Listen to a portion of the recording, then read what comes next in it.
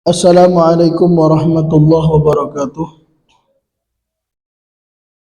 Innal hamdalillah nahmaduhu wa nasta'inuhu wa nastaghfiruh wa na'udzu billahi min shururi anfusina wa sayyiati a'malina. May yahdihillahu fala mudilla lahu wa may yudlil fala hadiya lahu. Asyhadu an la ilaha illallah wahdahu la syarika lah wa asyhadu anna Muhammadan abduhu wa rasuluh. Ya ayyuhalladzina amanu taqullaha haqqa tuqatih wa la tamutunna illa wa antum muslimun. Ya ayyuhan nasu taqu rabbakumul ladzi khalaqakum min nafsin wahidah wa khalaqa minha zawjaha wa batha minhuma rijalan katsiran wa nisaa'a wattaqullaha alladzi tasaaluna bihi wal arham innallaha kana 'alaikum raqiba. يا أيها الذين آمنوا اتقوا الله وقولوا قولا سديدا يصلح لكم أعمالكم ويغفر لكم ذنوبكم ومن يطع الله ورسوله فقد فاز فوزا عظيما فإن أصدق الحديث كتاب الله وخير الهدي هدي محمد صلى الله عليه وآله وسلم وشر الأمور محدثاتها وكل محدثة في الدين بدعة وكل بدعة ضلالة وكل ضلالة في النار. أما بعد معاشر المسلمين إخواني في الله أخواتي في الدين azani Allah wa iyyakum. Di pagi hari yang berbahagia ini, pagi yang cerah ini, kita akan melanjutkan mengkaji salah satu kitab yang ditulis oleh Al-Imam Ibnu Qayyim Al-Jauziyah rahimahullah, yaitu kitab Al-Fawaid, yang kemudian disusun ulang, dirapikan bab-babnya oleh Syekh Ali bin Hasan Al-Halabi Al-Athari rahimahullah ta'ala dengan judul Fawaidul Fawaid. Dan masih di bab yang pertama tentang bab akidah dan tauhid. Di pertemuan sebelumnya kita telah bacakan pasal ke-16. Sehingga pada pertemuan pagi hari ini kita akan memasuki pasal baru, yaitu pasal ke-17. Naam. Pasal ke-17, Faslun Samaratul imani bis sifatil ilahiyah. Buah manis dari keimanan terhadap sifat-sifat Allah. Ya. Ini menjadi penting karena sebagaimana dijelaskan oleh Al-Ustaz Abdullah Zain hafizahullah dalam kajiannya di Yogyakarta 10 tahun silam, kajiannya yang berjudul Hati Sebening Kaca, bahwa kita belajar asma wa sifat, nama-nama dan sifat Allah itu jangan hanya sekedar teori, belajar kaidah-kaidah, memahami nama dan sifat, mentok sampai situ. Tapi harus berkelanjutan. Apa kelanjutannya? Itu apa buahnya? Ya. Apa yang muncul, apa yang berubah pada hati kita, pribadi kita, jiwa kita setelah mempelajari, menyelami lautan nama-nama dan sifat-sifat Allah. Itu yang penting, ya. Selama ini mungkin kita kajian usul as-sunnah karya Imam Ahmad, atau mungkin antum pernah hadir kajian akidah wasitiyah Ibnu Taimiyah, atau mungkin syarah akidah Ahlussunnah wal Jamaah karya Ustadz Yazid rahimahullah. Itu ya, sebagian besar kaidah-kaidah dan bagaimana menyikapi ayat-ayat sifat dan hadis-hadis tentang nama dan sifat. Nah, kita perlu ada sisi yang mendapat perhatian lebih, yaitu setelah kita mengimani nama dan sifat Allah, bagaimana pengaruhnya atau bagaimana bentuk keimanannya. Tentu kitab-kitab yang tadi kita sebutkan bukannya tidak menjelaskan, namun menjelaskan, namun terkadang penjelasannya yakni terpencar begitu. Nah, di sini Ibnu Qayyim merapikan secara atau mengumpulkan manfaat dari atau pengaruh serta buah manis dari mengimani sifat-sifat Allah. Beliau Ibnu Qayyim rahimahullah mengatakan, Al-Qur'anu kalamullah. Al-Qur'an adalah kalam Allah. Ini Masya Allah ya. Yang pertama kali disampaikan langsung Al-Qur'an kalam Allah. Karena memang banyak yang bermasalah berkaitan dengan keyakinan sebagian orang terhadap Al-Qur'an. Dan itu berangkat dari penyimpangan keyakinan bahwa Allah tidak disifati dengan sifat kalam, berbicara, yang kemudian berkepanjangan hingga pada ujungnya meyakini Al-Quran bukan kalam Allah. Al-Quran itu makhluk. Dan ini tentu keyakinan yang menyimpang, yang sudah kita ketahui bersama dan sudah diuraikan oleh para ulama di kitab-kitab akidah. Adapun kita ahlu sunnah wal jamaah meyakini Allah disifati dengan sifat kalam dan Al-Quran termasuk kalam Allah. Nah, itu yang pertama. Yang kedua, beliau mengatakan Al-Quran kalam Allah menunjukkan bahwa rujukan utama, referensi utama kita dalam berbicara nama dan sifat adalah Al-Quran. Ya, maka beliau mengatakan Al-Quranu kalam Allah. Al-Quran adalah kalam Allah. Wa qad tajalla fihi li'ibadihi bisifatih. Dan sungguh Allah ya memperkenalkan dirinya kepada hamba-hambanya di dalam Al-Quran dengan menyebutkan sifat-sifatnya. Ini dia.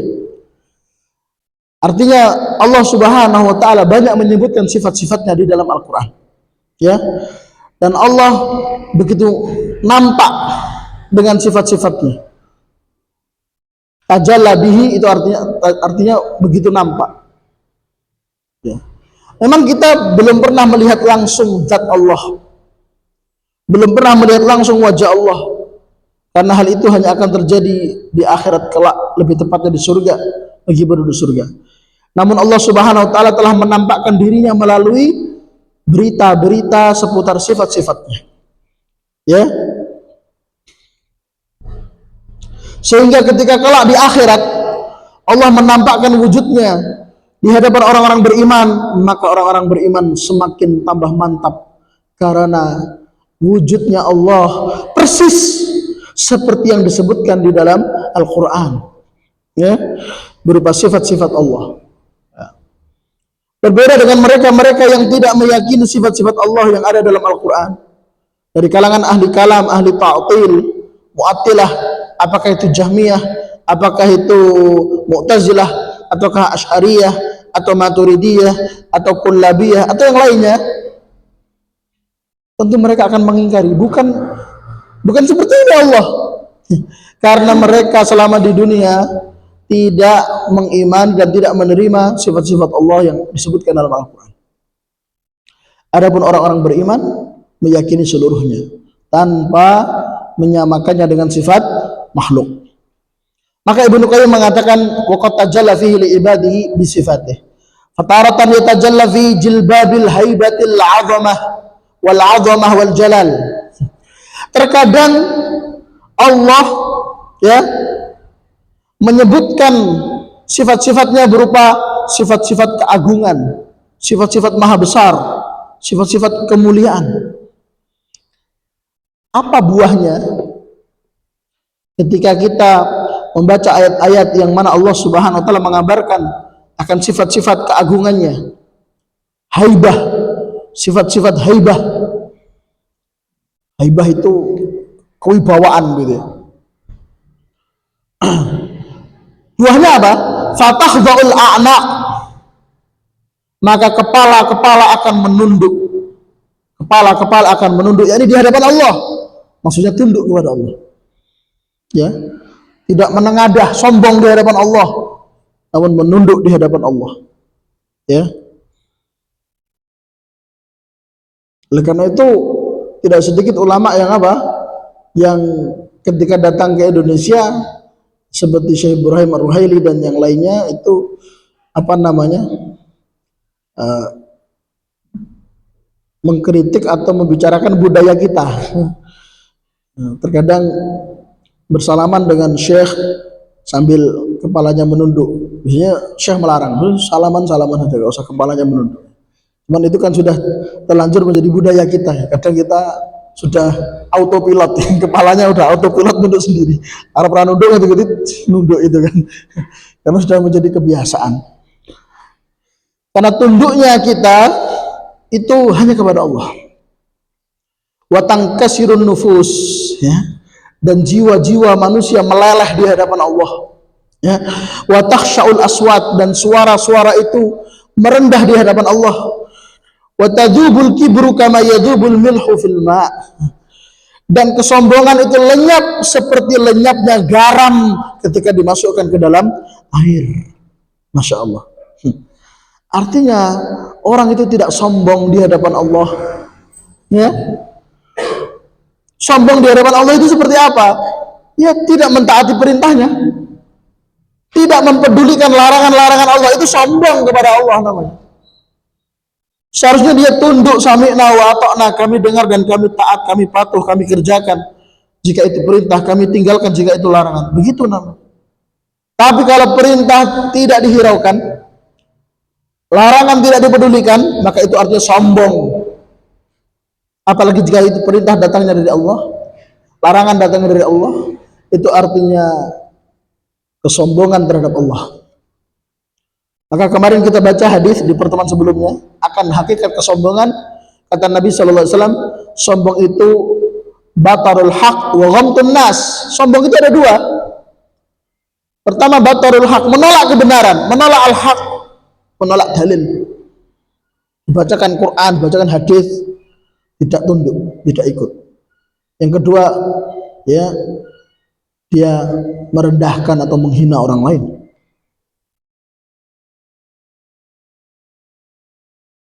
Makanya kemarin kajian Selasa malam Rabu, kajian kita Riyadhus Shalihin, kita bacakan sebuah hadis yang intinya kita jangan melihat seseorang itu dan menilai dari penampilan luar atau zahir. Ya. Ketika Nabi SAW berkata kepada salah seorang sahabat yang duduk di sampingnya, ketika lewat seseorang, itu siapa itu? Oh, itu sebaik-baik orang. Oh, dia kaya, dia mulia, nasabnya bagus. Kalau dia dinikahi, pantas untuk dinikahi. Ya, kalau dia berkata, pantas untuk didengar. Lalu tidak berselang lama, lewat lagi orang lain. Nabi bertanya, siapa itu? Itu orang yang kalau dia mengkhidbah, melamar tidak pantas untuk diterima. Dia itu nasabnya begini. Dia itu kalau berbicara di sebuah forum gak layak untuk didengarkan. Maka Nabi SAW mengatakan, justru orang yang kedua ini, dia lebih baik dari manusia jenis pertama sepenuh bumi. Artinya jangan melihat dari luar. Ada orang yang ya penampilan luarnya biasa-biasa saja, namun di sisi Allah dia memiliki kedudukan yang tinggi. Nah, oleh karena itu jangan kita sombong, merendahkan, menghina orang lain. Ya, karena termasuk kesombongan adalah ghamtun nas, ya, merendahkan orang lain. Adapun kesombongan di hadapan Allah adalah dengan tidak mentaatinya. Nah, di antara buah manis dari kita mengimani sifat-sifat keagungan Allah apa? Ketika kita membaca ayat-ayat, ya, yang mana Allah mengabarkan akan sifat keagungannya, sifat Dia Maha Besar, maka kesombongan yang ada pada diri kita, keangkuhan, ya, tinggi hatinya kita itu meleleh. Ya, hilang, ya, tidak tersisa, seperti garam yang dimasukkan ke dalam air. Butiran-butirannya kemudian hancur. Nah, seharusnya seperti itu, seharusnya. Tapi kalau kita masih ada kesombongan, masih ada keangkuhan, masih ada, ya, tinggi hati, ya, perlu dipertanyakan keimanan kita terhadap sifat-sifat keagungan Allah. Kemudian kata Ibnu Qayyim, wa taratan yatajalla fi sifatil jamali wal kamali. Dan terkadang Allah Subhanahu wa taala mengabarkan di dalam Al-Qur'an sifat-sifat keindahan dan kesempurnaan. Bahwa Allah Maha Indah, Allah Maha Sempurna. Innallaha jamilun yuhibbul jamal. Sebagaimana kata Nabi sallallahu alaihi wasallam, sesungguhnya Allah itu Maha Indah dan menyukai keindahan. Wa huwa kamalul asma wa jamalus sifat. Kesempurnaan yang dimaksud adalah kesempurnaan pada nama-nama Allah, dan keindahan yang dimaksud adalah keindahan pada sifat-sifat Allah. Nah, sifat-sifat Allah semuanya indah, sempurna, tidak ada cacat dan kurang sedikit pun. Bukan hanya indah pada nama dan sifatnya, juga indah dalam wa jamalul af'alid dal ala kamalid dzat. Keindahan perbuatan Allah, keputusan Allah, takdir Allah, ketetapan Allah, semuanya indah. Yang mana keindahan tersebut, keindahan nama-namanya, keindahan sifat-sifatnya, keindahan perbuatan Allah, keindahan keputusan Allah, keindahan takdir Allah, semuanya menunjukkan akan keindahan zat Allah. Nah, ketika kita membaca ayat-ayat atau hadis yang di dalamnya mengandung pengkhabaran akan sifat, ya, sempurnanya Allah, mulianya Allah, indahnya Allah, apa buah manisnya? Kata beliau, fayastanfidhu hubbuh min qalbil abdi quwwatal hubbi kullaha. Maka kemudian kita memaksimalkan, kita mempersembahkan totalitas kecintaan kita kepada Allah. Gitu. Karena kata Al-Imam Al-Hafidh Ibnu Hajar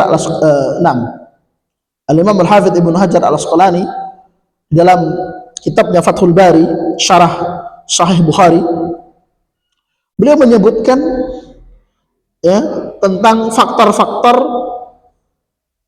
kita itu mencintai sesuatu. Ya. Di antara salah satu faktornya adalah karena keindahan, dan itu wajar, tabiat. Ya. Kita mencintai atau menyukai atau condong pada sesuatu karena keindahannya.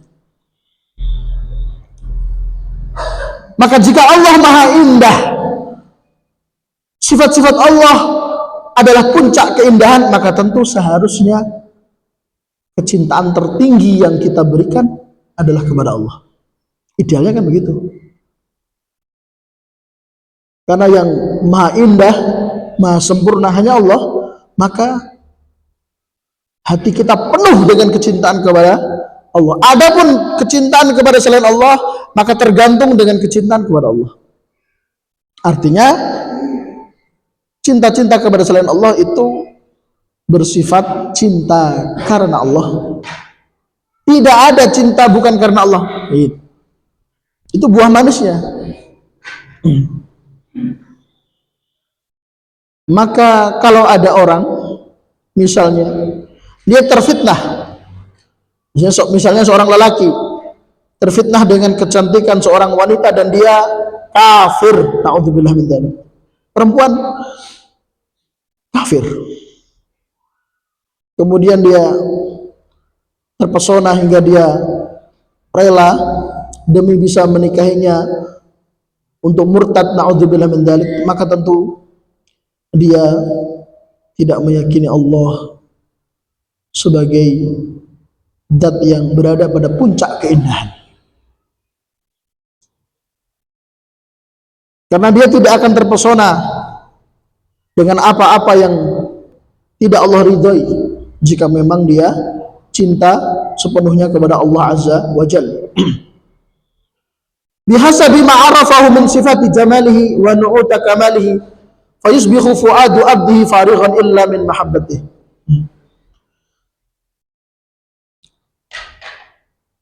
Keberadaan cinta di hati seorang hamba, cinta kepada Allah itu tergantung ma'rifatnya, pengetahuannya, keilmuannya terhadap kemahasempurnaan Allah, kemahaindahan Allah.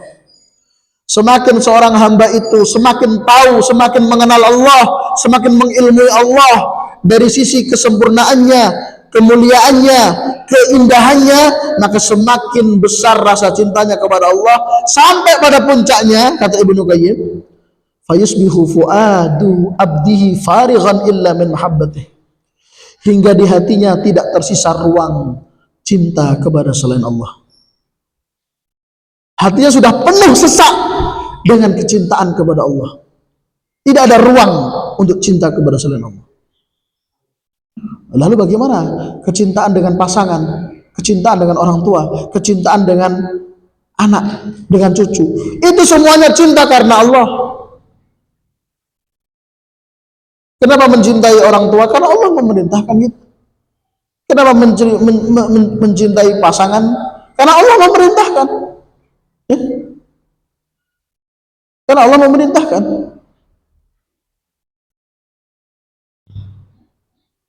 Kenapa mencintai anak-anak kita, keturunan kita? Karena Allah memerintahkan. Semuanya muaranya kepada kecintaan kepada Allah. Karena Allah, karena Allah, karena Allah. Seandainya ada yang orang tuanya masih kafir atau kerabatnya masih kafir, maka kecintaannya hanya sebatas kecintaan duniawi yang itu diperbolehkan secara agama. Namun kecintaan karena Allah nggak ada. Seperti Rasulullah SAW, tentu beliau mencintai pamannya Abu Talib. Apalagi Abu Talib sangat besar jasanya terhadap Rasulullah SAW. Abu Talib berkali-kali pasang badan untuk melindungi Nabi SAW. Bahkan Abu Talib juga beberapa kali kesempatan ikut menjadi saksi bersyahadatnya para sahabat. Dan Abu Talib juga merasa senang jika ada yang mendatangi Nabi untuk bersyahadat. Abu Talib ikut bahagia ketika umat Islam bertambah banyak. Namun Abu Talib tetap pada kekafirannya. Maka kecintaan Nabi kepada Abu Talib hanya kecintaan bersifat duniawi karena kerabat. Bukan kecintaan karena Allah, karena dia masih kafir. Ya, itulah kecintaan yang ada pada hati-hati orang yang bertauhid. Nah, jadi puncaknya kata Ibnu Qayyim, hati seorang yang bertauhid itu farighun, kosong, kecuali dari kecintaan kepada Allah. Artinya hatinya dikosongkan dan hanya diisi dengan kecintaan kepada Allah. Faida arada, masya Allah, lihat. Faida arada minhul ghairu an yu'alliqa tilkal mahabbata bih aba qalbuhu wa akhsha'uhu dzalika kullal iba. Ketika selain Allah ya, ingin masuk dalam hatinya untuk menjadi sosok yang dicintai selainnya, selain Allah, sosok untuk yang dicintai bukan karena Allah, maka hati itu otomatis menolak. Itu hatinya orang bertauhid. Aba qalbuhu, hati otomatis menolak. Wa akhsha'uhu, bahkan setiap sudut hati tidak menyisakan ruang untuknya. Menolak kullal iba binasab sebagai maf'ul mutlak, artinya menolaknya dengan sebenar-benar penolakan. Menolak dengan keras, itu artinya. Kama kila, sebagaimana dikatakan oleh penyair dalam syairnya, yuradu minal qalbi nisyanukum la ta'bad tiba'u 'alan naqili.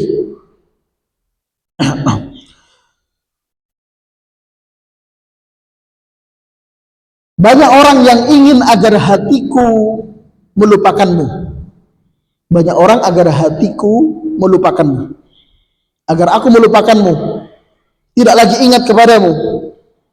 Akan tetapi tabiat hatiku enggan untuk berpindah ke lain hati. Artinya aku tidak bisa melupakanmu. Ya. Meskipun ini syair sifatnya umum, ini syair tidak berbicara tentang kecintaan kepada Allah, ya.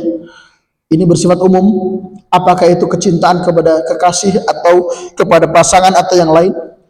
Namun di sini Ibnu Qayyim membawakan syair ini, bahwa syair ini lebih tepat untuk ditujukan kepada Allah. Begitu. Seharusnya kecintaan kita kepada Allah itu seperti yang ada dalam syair ini. Syaitan ingin agar kecintaan kita itu diarahkan kepada selain Allah. Namun kalau orang itu bertauhid, ketika syaitan membisiki, hati sudah otomatis menolak. Hati tidak mau berpindah. Ya, dia akan menolak sekeras-kerasnya. Idealnya seperti itu. Cuman kadang ada yang tertipu, dikelabui oleh syaitan, sehingga hatinya ada kecondongan kepada hal-hal yang Allah murkai. Na'udzubillah min dzalik. Fatabqal mahabbatu lahu tab'an la takallufan. Hingga pada akhirnya kecintaan kepada Allah menjadi tabiatnya, menjadi kebiasaannya, sudah tidak lagi bersifat terpaksa. Sudah tidak lagi bersifat terpaksa. Ini ada pelajaran dari Ibnu Qayyim, bahwa awalnya mencintai Allah itu memang takalluf, ya, atau bahasa halusnya ikhtiar, diusahakan. Bahasa halusnya, bahasa kasarnya dipaksakan. Tapi itu harus terus kita lakukan sampai pada titik apa? Kecintaan kepada Allah itu menjadi tabak, menjadi terbiasa mencintai Allah, dan tidak bisa jauh-jauh dari mencintai Allah. Tidak bisa untuk tidak mencintai Allah. Nah, itu untuk ke titik itu harus takaluf dulu memang. Tapi harapannya kelak menjadi apa? Kecintaan kepada Allah itu sudah menjadi tabak, sesuatu yang mengakar kuat, bukan lagi takaluf, sesuatu yang dipaksakan, diusahakan.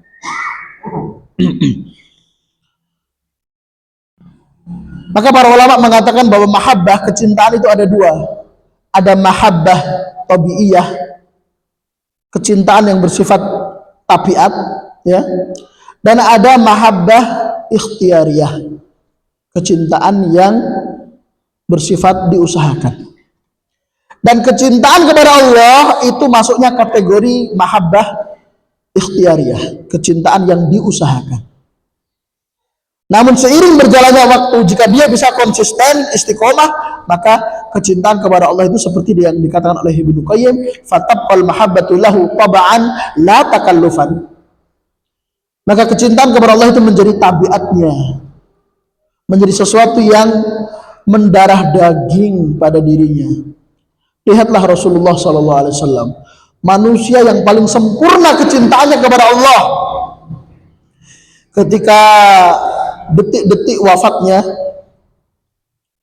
ketika ruh beliau yang suci itu diangkat, maka Nabi SAW melihat langit dan mengarahkan telunjuknya, tangannya ke langit seraya berkata ilar rafiqil a'la,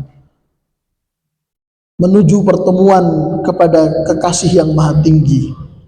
Itu sudah puncak kecintaan, puncak kecintaan. Dan beliau sallallahu alaihi wasallam seperti itu, ini meninggal detik-detik wafatnya dalam keadaan beliau berada di pangkuan istri yang paling dicintai, yaitu Aisyah radhiyallahu anha.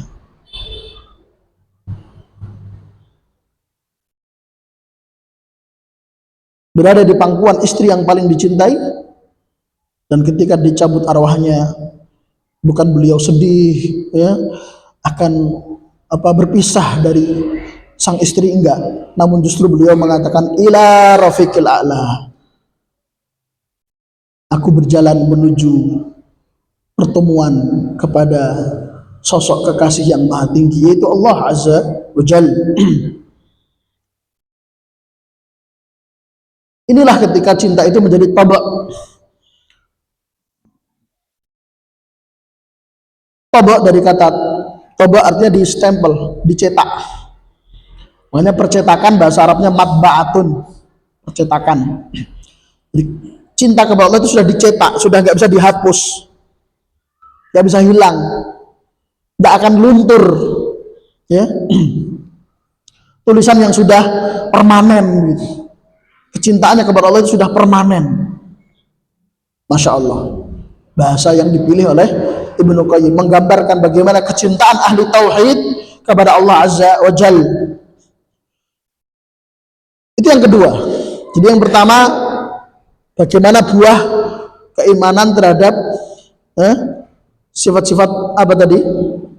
Keagungan. Yang kedua, buah keimanan terhadap sifat-sifat keindahan dan kemuliaan atau kesempurnaan Allah. Sekarang yang ketiga, wa idza tajalla bi sifatir rahmah wal birri wal lutfi wal ihsani in ba'athat quwwatur raja'i minal 'abd wan basata amaluhu wa qawiya tam'uhu wa sara ila rabbih wa hadir raja'i yahdu rikaba sayrih wa kullama qawiya raja'u jadda fil amal kama anna al badhira kullama qawiya tam'uhu fil maghal ghallaqa ardahu bil bidhr fa idza dha'afa raja'uhu qassara fil badri.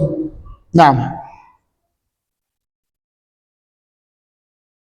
Dan jika Allah menampakkan atau memperkenalkan dirinya dengan menyebutkan sifat-sifatnya di dalam Al-Quran berupa sifat-sifat rahmat, kasih sayang, al-bir, kebaikan, al-fut, al-lutf, kelembutan, al-ihsan, kebaikan kepada hambanya.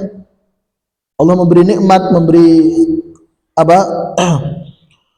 anugerah dan menyayangi, mengasihi hambanya. Apa buah manis dari mengimani sifat-sifat tadi? Sifat rahmah, sifat lutf, sifat ihsan, sifat bir, sifat minnah. Buahnya apa? In ba'atsat quwwatur raja minal abd. Hal itu akan mendorong munculnya harapan yang kuat kepada Allah.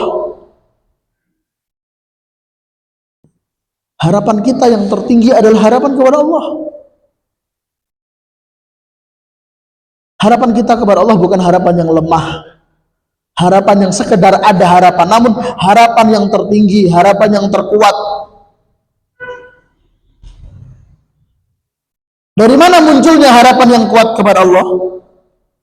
Sangat berharap, sangat bergantung kepada Allah. Dari mana munculnya?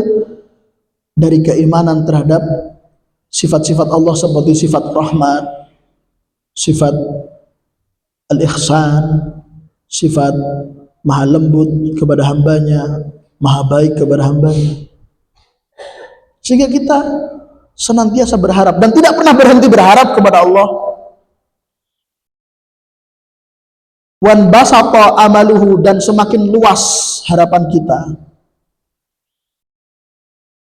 Amaluhu itu biasanya diterjemahkan cita-cita, ya sama ya, cita-cita harapan sama.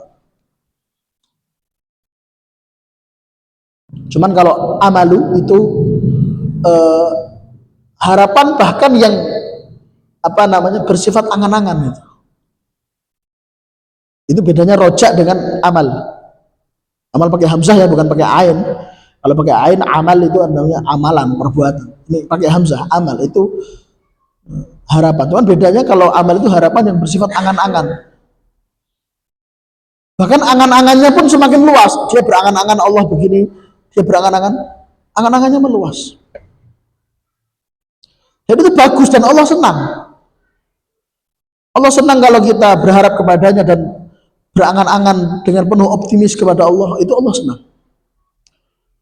Wa qawiya tam'uhu, dan semakin kuat tamaknya kepada Allah. Tamak itu yang terpuji, tamak kepada Allah. Kalau tamak kepada selain Allah itu tercela. Tamak itu selalu merasa kurang, pingin tambah. Kalau itu ditujukan kepada Allah, bagus. Ditujukan kepada makhluk, tercela. Kenapa? Karena kita semakin tamak kepada makhluk, maka semakin berharap kepadanya. Semakin berharap kepada makhluk, maka semakin rendah dalam berharap kepada Allah. Maka kalau tamak kepada makhluk itu tercela, tamak kepada Allah terpuji.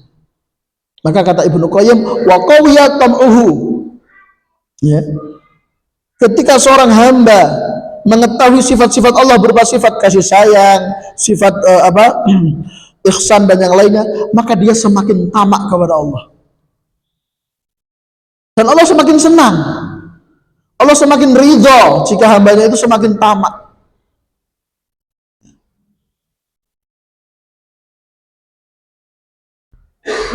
Nah, apa bedanya tamak dengan rojak? Kalau tadi rojak dengan amal, tadi kalau amal itu angan-angan, kalau tamak ini sudah menjadi apa? Harapan yang sudah menjadi ambisi gitu. Harapan yang sudah menjadi ambisi. Ambisinya semakin kuat. Keyakinannya akan dia masuk surga, akan dia diampuni oleh Allah, akan dia begini. Keyakinannya dia akan husnul khotimah itu semakin kuat dan Allah senang. Ya. Yang kemudian itu membuahkan apa? Ketika seorang harapannya kepada Allah semakin kuat, tamaknya kepada Allah semakin kuat, ya, angan-angannya kepada Allah semakin kuat, kemudian itu membuahkan wasara ila rabbih, dia senantiasa berjalan mendekat kepada Allah. Wahadir rajai yahdu rikaba sayrih, dan semua harapannya itu senantiasa menyertai langkah-langkah kehidupannya. Bagus sekali bahasanya. Hadir rojai yahdu rikaba sayrih. Setiap langkah-langkahnya itu diiringi dengan berharap kepada Allah. Tidak ada langkah yang diambil tanpa ada unsur berharap pada Allah. Gak ada. Dia selalu berharap. Gak pernah gak berharap. Oleh karena itu diantara bacaan doa yang diajarkan oleh Nabi apa?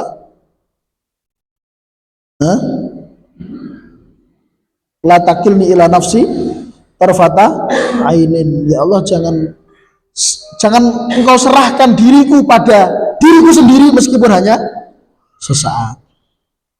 Misalnya apa misalnya?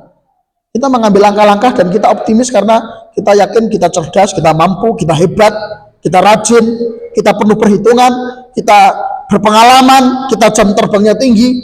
Berarti kita pada waktu itu sudah berharap kepada selain Allah.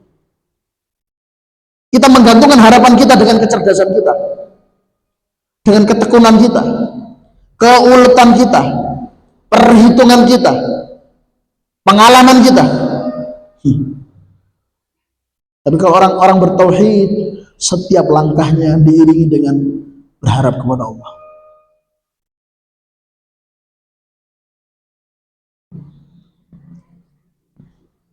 Wa kullama qawiya raja'u jadda fil amal.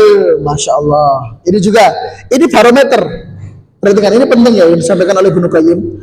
Yang disampaikan oleh Ibnu Qayyim adalah barometer atau ukuran atau timbangan. Rojak kita kepada Allah itu kuat atau lemah. Rojak kita kepada Allah itu kuat atau lemah. Barometernya apa? Timbangannya apa? Jadda fil amal. Semakin kuat berharapnya kepada Allah, maka semakin giat, semakin bersungguh-sungguh dalam beramal. Nah itu tolak ukurnya itu. Tapi alah, amal soleh rasa sergap-sergap. Kalau Allah nakdir ke surga ya surga. Nah, berarti itu nggak rojak, itu dia tertipu. Itu harapan palsu. Orang itu semakin berharap kepada Allah, semakin giat beramal, amalnya tenanan. Dia nggak merasa puas dengan melakukan yang wajib-wajib. Dia juga menambah dengan amalan-amalan sunnah. Itu rojak beneran.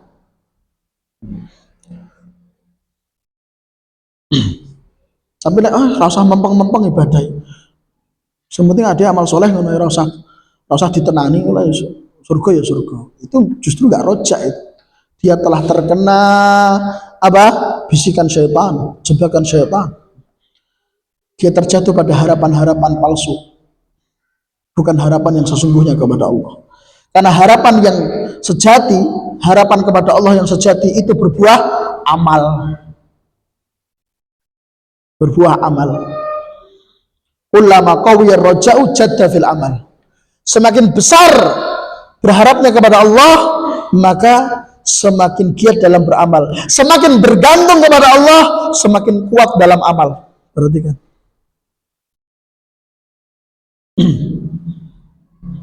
Bukan semakin pasrah kepada Allah terus ngopo-ngopo. Enggak. Justru dia melakukan ini, punya project ini, punya ini, punya perhitungan ini, mau mengambil langkah ini, banyak sekali kesibukannya karena dia roja, sangat yakin kepada Allah. Begitu. Kemudian beliau Ibnu Qayyim memberikan permisalan, kama annal badhira kullama qawiya tamuhu fil maghal ghallaqa ardahu bil bidar wa idza dha'afa raja'uhu qassara fil badr. Seperti orang yang mau, badir itu dari kata budur, apa namanya, biji-bijian yang ditanam. Seperti orang yang mau menanam, ya. Ketika dia yakin nanti pas waktunya panen ini nanti panen raya, ya, panen geden, maka dia apa? Semakin semangat untuk menanam, ditanam yang banyak, ini dia semangat. Tapi ketika dia perhitungannya ini nanti pas masa panen ini malah paceklik, malah ini banyak yang gagal panen. Akhirnya apa? Dia nanamnya sedikit. Lihat permisalan atau pendekatan pemahaman yang dijelaskan oleh Ibnu Qayyim. Ketika orang itu harapannya tinggi, oh ini nanti pas masa panen ini panen raya, nggak ada yang gagal panen, maka kita maksimalkan nanamnya, kan gitu. Tapi kalau orang harapannya rendah, oh ini nanti pas waktunya panen, ini pas kondisi cuaca begini, ini nanti gagal panen, atau pas panen harganya turun, mbak rugi, ya udah sak-sakai lah gitu kan.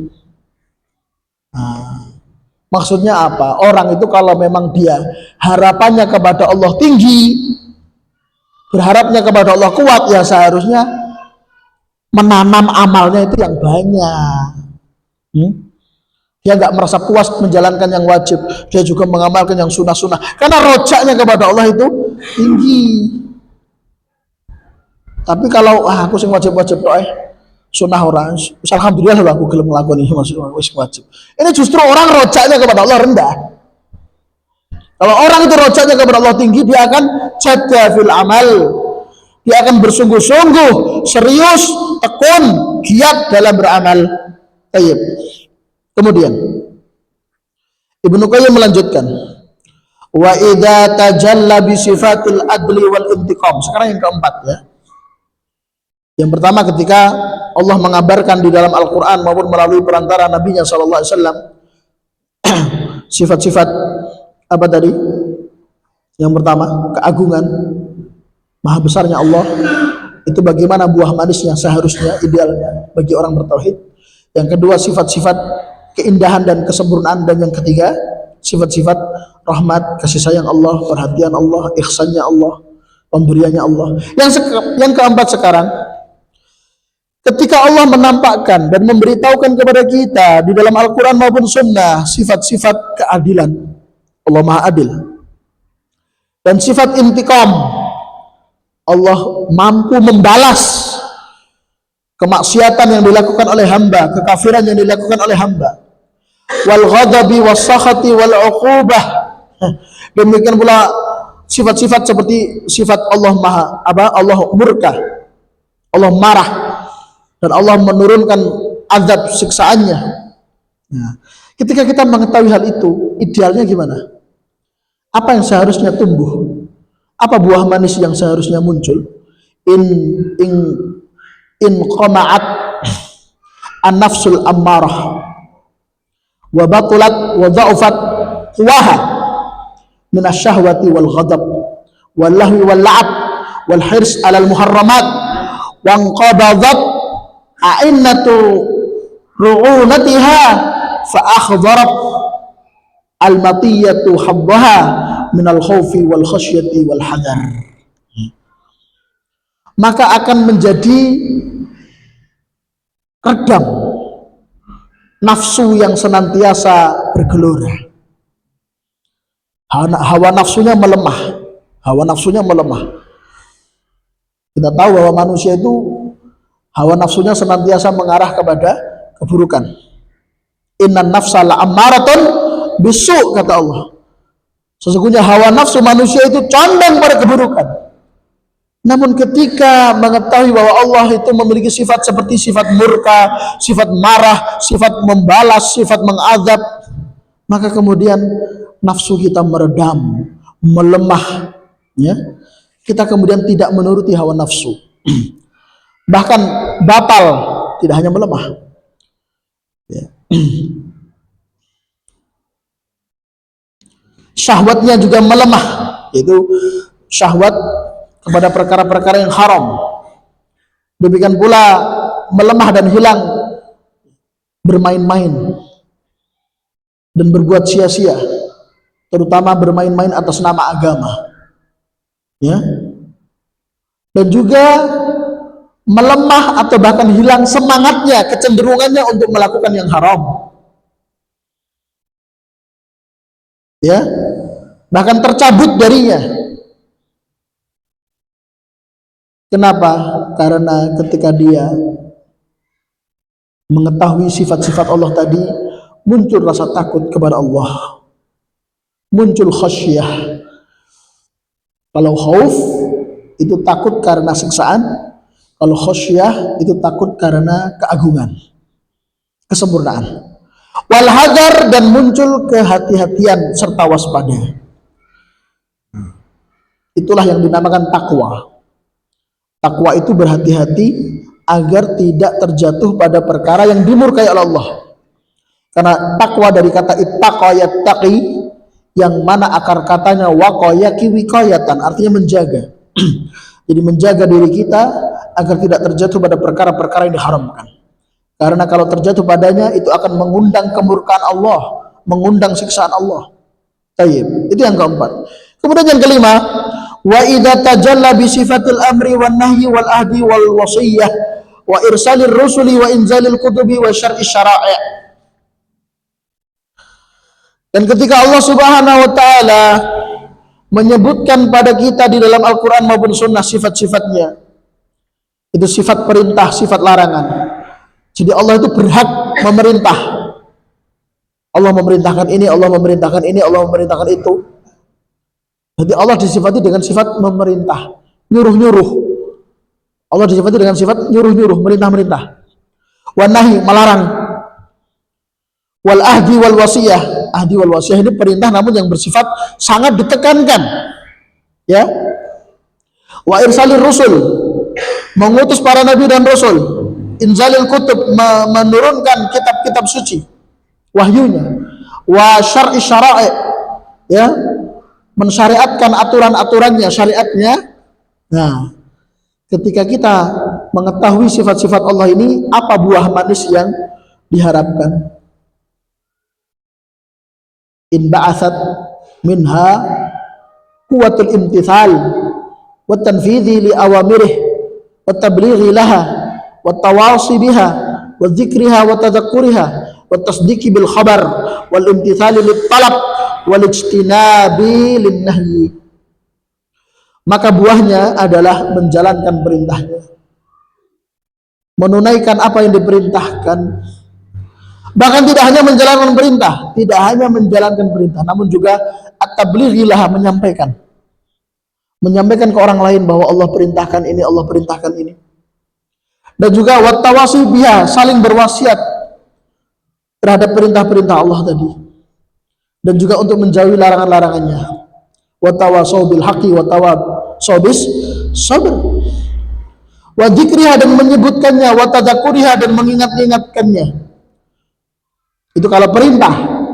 Kalau larangan, wa tasdiq bil khabar, kalau yang Allah sampaikan adalah berita, maka dibenarkan.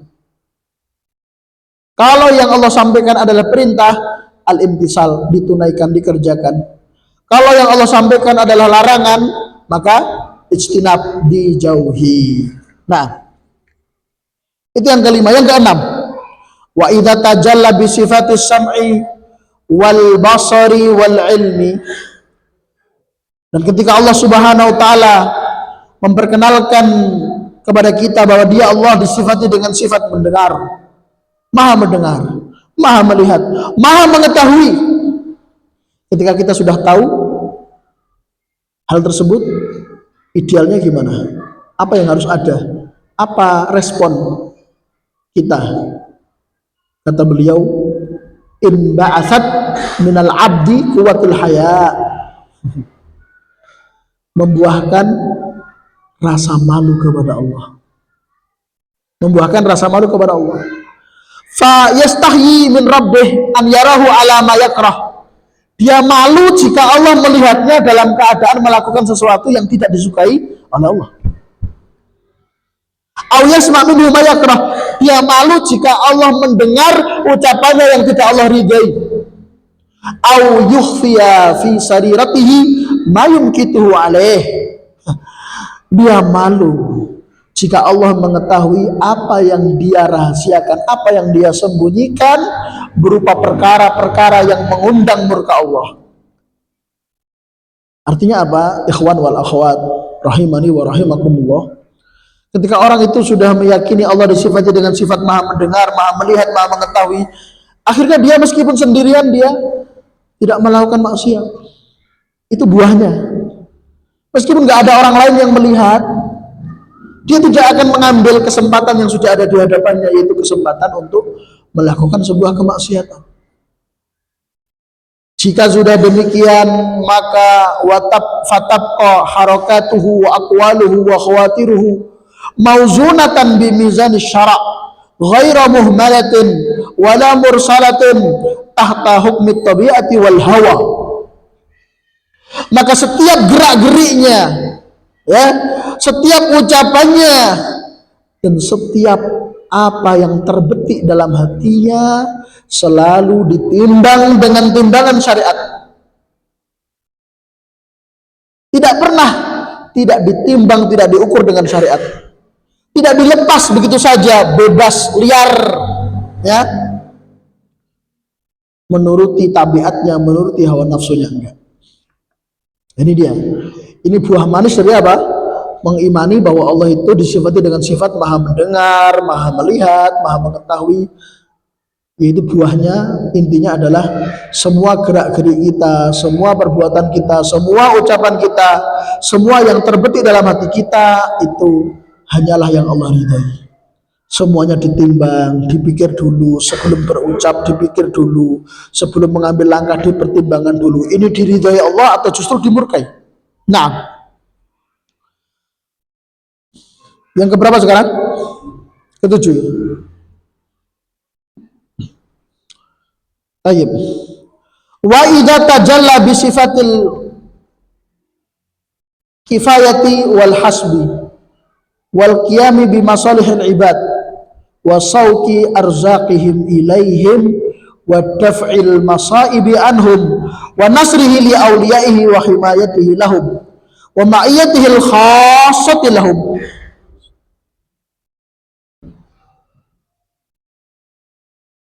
Ketika Allah mengabarkan kepada kita di dalam Al-Quran sifat-sifatnya berupa apa? Sifat mencukupi kebutuhan hamba, menjamin untuk mencukupinya, memperhatikan kemaslahatan hamba, memberikan rezeki kepadanya, menjaga dari hal-hal yang tidak disukai berupa musibah, menolong kekasih-kekasihnya, wali-walinya, orang-orang soleh, menolongnya, menjaganya, serta sifat ma'iyahnya Allah. Allah bersama dengan hamba-hambanya dengan bentuk ma'iyah yang khusus. Karena kita tahu sifat ma'iyah Allah ada dua, ma'iyah ammah dan ma'iyah khasah. Yang disinggung di sini ma'iyah khasah, yang hanya ditujukan pada orang-orang beriman, bertauhid. Nah, maka buah manisnya apa? Apa respon yang seharusnya pada seseorang yang mengetahui sifat-sifat tadi. In ba'athat minal abdi quwwatut tawakkul alaih wa tafwid ilaih wa ridha bih wa bikulli may yujrihi ala abdi wa yukimuhu fihi amma yardha bihi huwa subhanah. Maka membuahkan kuatnya tawakal, berserah diri kepada Allah. At-tafwid ilaih, menyerahkan segala urusannya kepada Allah. Wa ridha bihi, dan ridha dengan segala ketetapan Allah. Ridha dengan segala yang Allah takdirkan. Ya. Dan kemudian menyikapi takdir Allah dengan apa? Menyikapi takdir Allah dengan sesuatu yang Allah ridhoi. Kalau takdirnya takdir kenikmatan, disikapi dengan syukur. Kalau takdirnya takdir musibah, disikapi dengan sabar. Kalau takdirnya takdir kita tergelincir, terjatuh pada kemaksiatan, maka disikapi dengan segera bertobat.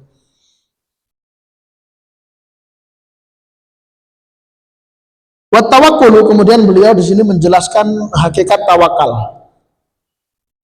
Wa tawakkulu ma'nan yaltaim ay yuwafiq min ilmi al-abdi bi kifayatillah wa husni ikhtiyarihi li abdihi wa thiqatihi bih wa ridahu bima yaf'aluhu bih wa yakhtaruhu lah. Tawakal secara hakikatnya, maknanya itu sesuai dengan pengetahuan, ma'rifat serta keyakinan hamba akan kecukupan dari Allah. Semakin hamba itu meyakini bahwa Allah akan mencukupi segala urusannya, semakin tawakal. Nah, ini penting ya, karena apa? Karena ketika seseorang itu lemah tawakalnya, itu berarti lemah juga keyakinannya bahwa Allah mampu mencukupi kebutuhan. Jadi orang yang sedang tidak bertawakal atau kurang tawakalnya, itu sebenarnya adalah orang yang kurang yakin, tidak sepenuhnya yakin bahwa Allah mampu untuk mencukupi kebutuhannya. Nah, jadi tawakal seorang hamba itu tergantung dengan apa? Keyakinan seorang hamba bahwa Allah mampu mencukupinya. Dan Allah, perhatikan, wa husni ikhtiyarihi li abdi, dan Allah telah memberikan pilihan yang terbaik untuk kita. Apa yang Allah takdirkan untuk kita, itu yang terbaik.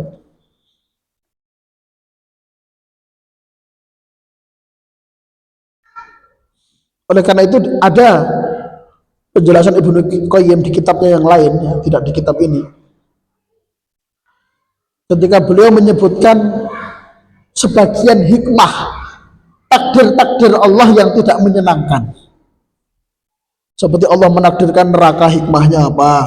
Allah menciptakan iblis, hikmahnya apa? Allah menakdirkan adanya orang kafir tidak mau masuk Islam, hikmahnya apa? Allah menakdirkan seperti Fir'aun itu menentang dakwah Nabi Musa, itu hikmahnya apa? Disebutkan. Termasuk beliau menyebutkan hikmah, ya, seseorang itu tergelincir, terjatuh pada dosa. Hikmahnya apa? Hikmahnya dia agar segera bertobat. Allah ingin hambanya itu terjatuh pada dosa, kemudian bertobat, merengek-rengek minta ampun kepada Allah, dan Allah senang.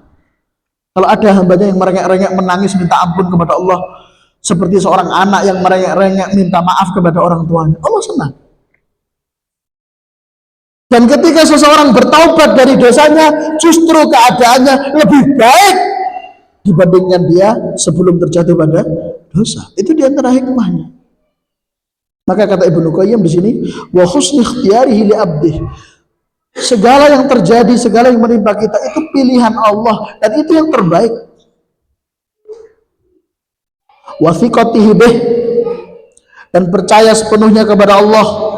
Wa ridahu bima yaf'aluhu bih, dan ridha menerima dengan segala yang Allah pilihkan untuk kita, Allah tetapkan untuk kita, wa yakhtarulah. Nah, kemudian yang terakhir yang kedelapan, wa idza tajalla bi sifatil izzi wal kibriya. Dan ketika Allah Subhanahu wa taala memperkenalkan bahwa Dia Allah disifati dengan sifat al-izz, maha perkasa, al-kibriya, maha sombong. Ya, hanya Allah yang boleh sombong. Sombong itu sifat tercela bagi makhluk, namun sombong sifat terpuji bagi Allah. Maka di dalam hadis qudsi Nabi dalam hadis qudsi Allah berfirman apa? Al-kibriya'u ridai. Faman naza'aha minni ya khurima alaihil jannah. Kesombongan adalah selendangku. Maksudnya kesombongan adalah sifatku. Barang siapa yang merebut paksa dariku, maka haram baginya surga. Yang boleh sombong itu hanya Allah, karena Allah Dialah yang menciptakan alam semesta. Ini semuanya milik Allah. Wajar kalau Allah sombong. Ya, kita ini nggak punya apa-apa. Yang ada pada kita itu titipan dari Allah. Allah sewaktu-waktu bisa mengambilnya. Untuk apa yang kita sombongkan? Maka Allah sangat tidak rela kalau sifat sombong itu ada pada hambanya. Al-kibriya'u ridai. Sombong adalah sifatku. Faman naza'ah minni, barang siapa yang mengambil dariku secara paksa, maka haram baginya surga. Nah, ketika kita mengetahui Allah disifati dengan sifat tadi ya, Izz, maha perkasa, dan kibriya, apa seharusnya respon kita atau buah manis yang muncul pada diri kita? Aqat nafsuhul mutmainnatu ma wasalat ilaihi minadh-dhul li 'azamatih wal inkisari li 'izzatih wal khudu'i li kibriyaih wa khushu'il qalbi wal jawarih lah. Fata'alluhul sakinah atau fata'luhus sakinatu, fata'luhus sakinatu wal waqaru fi qalbihi wa lisanihi wa jawarihi wa samtihi wa yadhhabu tayshuhu wa quwwatuhu wa hiddatuhu. Maka jiwa yang bersih, hati yang tenang, tenang di atas iman, anteng, hati yang anteng, jiwa yang anteng. Anteng itu di atas tauhid. Karena tauhid itu sifatnya menenangkan. Syirik, penyimpangan akidah, itu sifatnya muttarib. Muttarib itu membuat goncang. Ya. Sifat dasar tauhid itu menenangkan. Basicnya akidah sahih itu membuat tenang. Adapun syirik, akidah menyimpang, itu sifatnya membuat goncang. Maka jiwa yang tenang, maksudnya orang yang bertauhid, ketika mengetahui sifat-sifat tadi, sifat-sifat Allah berupa sifat izzah, kibriya, maka dia akan tunduk di hadapan keagungan Allah. Ya. Akan melaleh hatinya karena keperkasaan Allah. Akan patuh kepada Allah karena maha besarnya Allah. Akan khusyuk dohir batinnya, hati dan anggota badannya. Sakinah, ketenangannya di hadapan Allah semakin tinggi. Demikian pula al-waqar, ya. Kalau sakinah itu hati, kalau waqar itu gerak-gerik. Waqar itu juga tenang. Sakinah tenang, waqar juga tenang. Tapi kalau sakinah itu tenang dalam hati. Kalau waqar itu tenang dalam kepribadian, tenang dalam perilaku, sikap, langkah. Maka dikatakan di sini fi qalbihi wa lisanihi wa jawarihi wa samtihi. Wayadhabu, dan akan hilang darinya, akan lenyap darinya, akan terangkat darinya kesombongan, keangkuhan. Ya. Nah, selesai. Itu tadi sebagian contoh ya, sebagian contoh. Tentu sifat-sifat Allah itu banyak sekali, namun ini ada 8 kategori. Ya, bagaimana seharusnya kita meresponnya dan apa idealnya buah manis yang muncul ketika mengetahui sifat-sifat Allah tersebut. Kemudian sekarang beliau berbicara tentang korelasi antara sifat uluhiyah dan sifat rububiyah. Sifat uluhiyah artinya Allah satu-satunya yang berhak disembah. Sifat rububiyah artinya Allah satu-satunya yang menciptakan alam semesta, menguasainya dan mengaturnya. Ibnu Qayyim mengatakan wajima'u dzalika, kesimpulan atau jumma'u dzalika, kesimpulan dari semuanya itu yang di atas tadi, annahu subhanahu yata'arraf ilal abdi bi sifati ilahiyyati taratan wa bi sifati rububiyyatihi taratan. Masya Allah. Sifat-sifat Allah tidak hanya terbatas pada 8 kategori di atas. Masih banyak lagi kategori yang lain. Cuman kesimpulannya begini. Kesimpulan ini penting karena akan mencakup semuanya. Kesimpulan ini akan mencakup semuanya, yang disebutkan maupun yang belum disebutkan. Intinya, Allah memperkenalkan dirinya kepada hambanya di dalam Al-Quran akan sifat-sifat uluhiyah dan rububiyah. Terkadang Allah menyebutkan sifat-sifat uluhiyahnya kepada kita, dan terkadang Allah menyebutkan sifat-sifat rububiyahnya kepada kita. Ya, sifat-sifat rububiyah seperti apa? Sifat-sifat rububiyah ya seperti tadi. Allah menyayangi, Allah memberi rezeki, ya, Allah menjaga, Allah memperhatikan, Allah ihsan. Itu rububiyah. Sifat uluhiyah ya seperti yang baru saja, ya. Allah itu maha perkasa sehingga yang menjadi satu-satunya berhak disembah. Allah itu ya satu-satunya yang bersifat sifat sombong yang sempurna, yang terpuji sehingga hanya Allah yang berhak disembah. Ini namanya sifat uluhiyah. Nah, semuanya itu seharusnya membuahkan apa? Fayujibu lahu syuhudu sifatil uluhiyah. Saya ulangi. Fayujibu lahu syuhudu sifatil ilahiyyati al-mahabbatal khassah wa syauqa ila liqa'ih wal unsa wal faraha bih was surura bi hikmatih wal munafasata fi qurbih wa tawadduda ilaihi bi ta'atih wal lahaja bi dzikrih wal firara minal khalqi ilaih wa yasiru huwa wahdahu hammahu duna masiwah. Ketika kita mengetahui sifat-sifat uluhiyahnya Allah, itu idealnya membuahkan apa? Kecintaan yang tulus, kecintaan yang murni, kecintaan yang tertinggi, kecintaan yang paling besar kepada Allah. Dan juga membuahkan kerinduan ingin berjumpa dengan Allah, bertemu dengan Allah, sehingga dia tidak takut mati. Dia tidak takut mati, namun juga tidak cari mati, maksudnya tidak bunuh diri.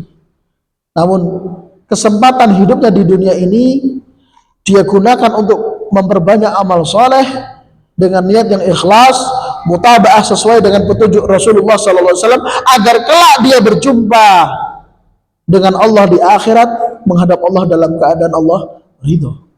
Kan begitu? Dia senantiasa senang, kegirangan, bahagia ketika mendengar nama Allah. Ya. Bukannya malah apa? Ketika mendengar nama Allah hatinya sempit. Ya. Lagi sibuk kerjaan, terdengar suara azan. Wah, azan toh ya, urung rampung ya gawean lho. Yang disebut itu nama Allah. Gak boleh hati kita merasa sempit. Wasurura bi khidmatihi, masya Allah, dan merasa senang menjadi pelayan agamanya Allah, merasa senang menghamba kepada Allah. Jadi menghamba kepada Allah itu sebuah kesenangan, bukan sebuah beban. Menjalankan perintah Allah, menjauhi larangan Allah, itu adalah hal yang membuat dia bahagia. Wal munafasata fi qurbih, berlomba-lomba untuk mendekat kepada Allah. Dan mencintai Allah dan berusaha agar menjadi sosok yang pantas untuk dicintai oleh Allah dengan taat kepadanya, dan selalu senantiasa mengingat Allah dan lari dari makhluk. Maksudnya apa? Lari dari makhluk, harapannya tidak kepada makhluk namun hanya kepada Allah, sehingga dia menjadikan Allah satu-satunya harapan, bukan selainnya. Itu kalau sifat uluhiyah. Bagaimana dengan sifat rububiyah?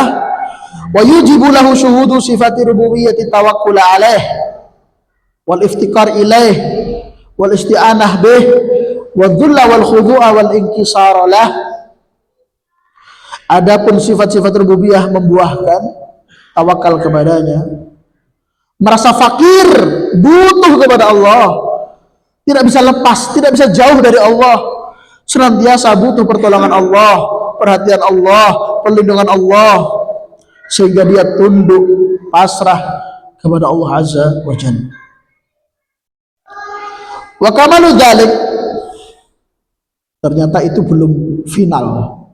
Wa kamalu dzalik, dan pada akhirnya, garis finishnya, an yashhada rububiyyatahu fi ilahiyatihi wa ilahiyatahu fi rububiyyatihi. Masya Allah, dia bisa menggabungkan ya.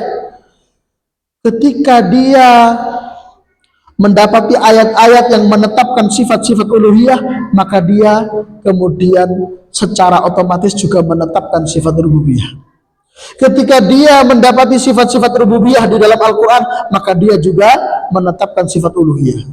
Karena sifat rububiyah serta sifat uluhiyah itu tidak bisa dipisahkan.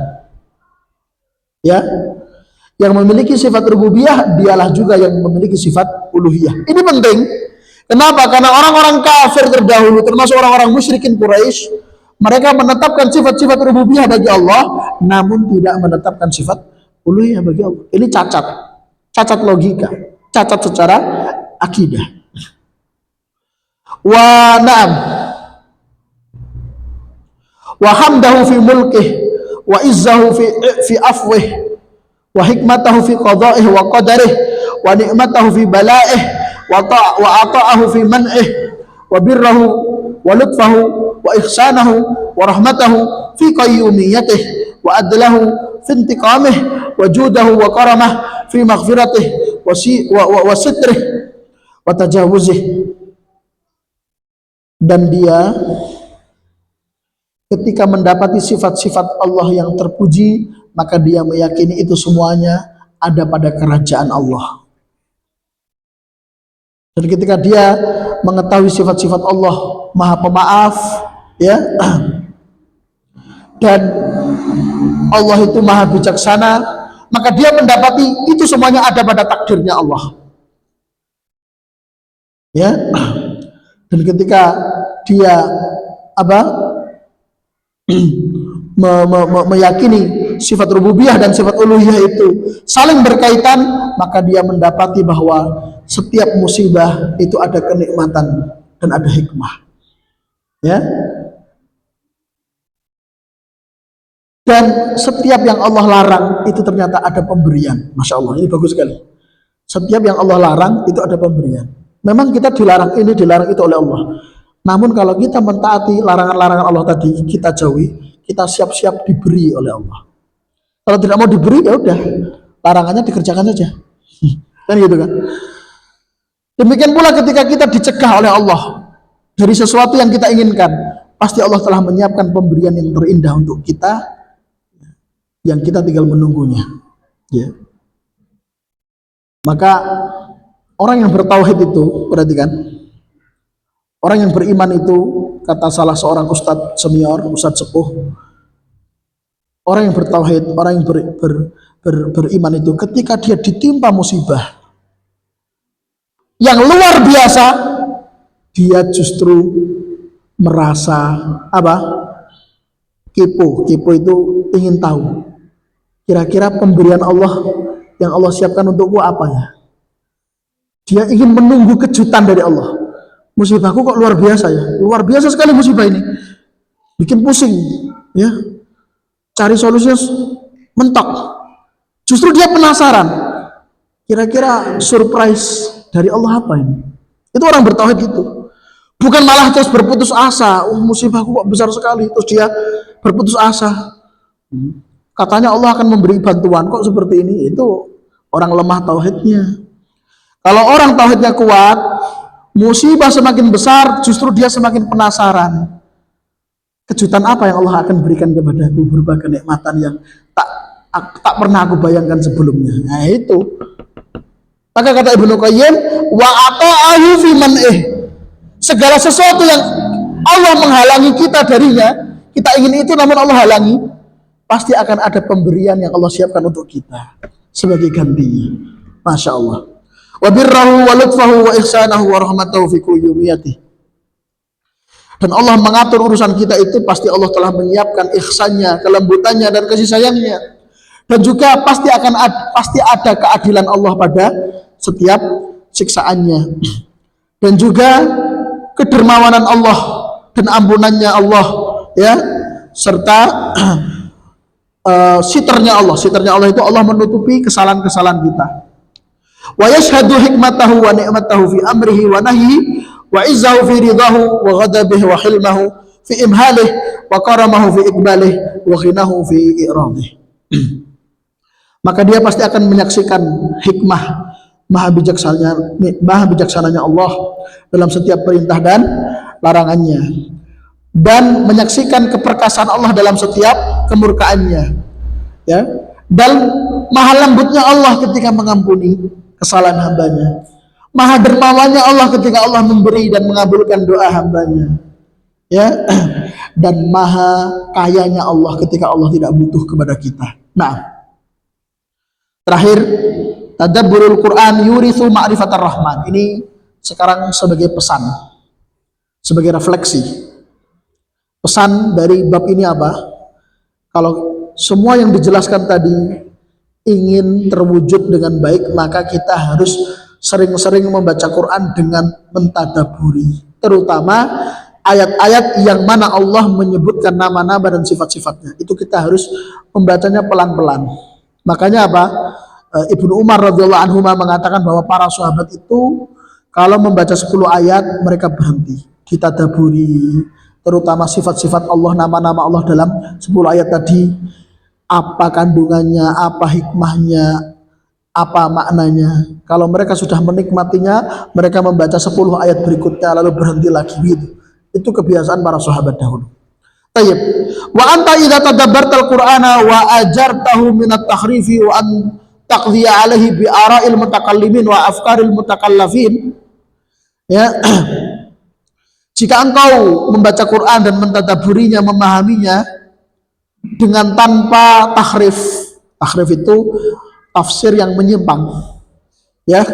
Dan tanpa dicampuri pemikiran orang-orang ahli kalam dan ahli filsafat, ya, maka engkau akan menyaksikan, engkau akan mendapati ashhadaka malikan qayyuman fawqa samawatihi ala arsyih yudabbiru amra ibadih ya'muru wa yanha yursilur rusula wa yunzilul kutuba wa yarda wa yaghdab wa yuthib wa yu'aqib wa yu'ti wa yamna wa yu'izzu wa yudhil wa yakhfat wa yarfa wa yara min fawqi sab'i wa yasma' wa ya'lamu sirra wal alaniyah fa'alim lima yurid mausufun bi kulli kamal munazza'an kulli aib la tataharrak darrah fama fawqaha illa bi idnih la taskuru waraqah illa bi ilmih wa la yashfa'u ahadun indahu illa bi idnih laisa li ibadihi min dunihi waliyyun wala syafi'.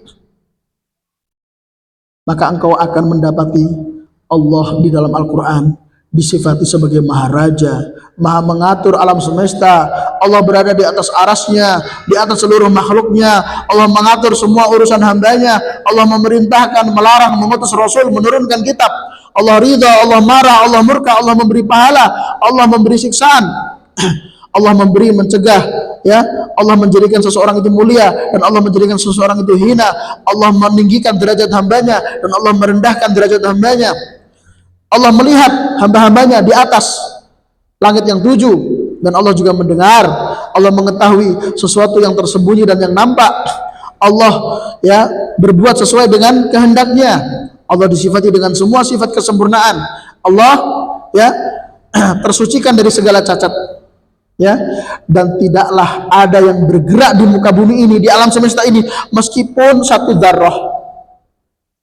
Ya, darah itu dikatakan semut yang paling kecil, ya, atau hewan yang paling kecil. Dikatakan juga dia itu 1/40 dari sayap seekor nyamuk. 1/40 dari sayap seekor nyamuk. Atau yang lebih besar darinya, semuanya itu bergerak dan terjadi atas izin Allah. Ya, tidak ada daun di kegelapan malam yang terjatuh kecuali Allah mengetahuinya. Ya, tidak ada yang bisa memberi syafaat kecuali atas izin Allah. Ya, dan tidak ada selain Allah yang bisa menolong dan memberi syafaat.